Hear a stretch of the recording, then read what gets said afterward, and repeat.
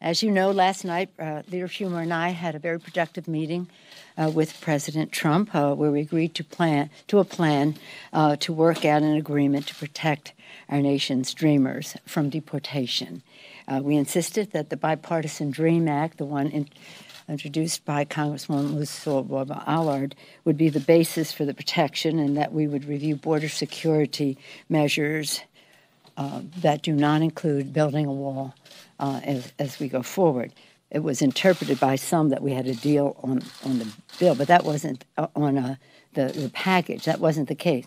We had an agreement to move forward, in our view, with the DREAM Act as the basis for how we protect the dreamers, and for further discussions on what provisions relating to the border might be in an accompanying bill or whatever as we go forward. So I trust the president in that regard. There is no agreement.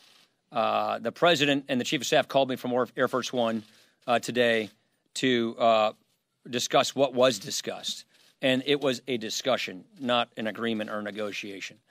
Let me say a couple of things. And I'll say the same thing I've been saying for weeks.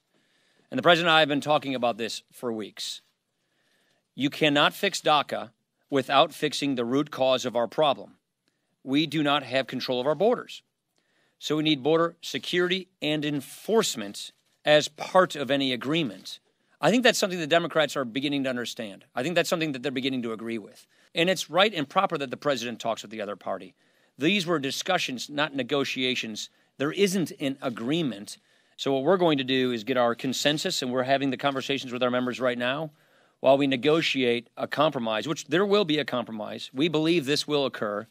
And this compromise will include border security and enforcement so that we don't wind up with another DACA problem 10 years down the road.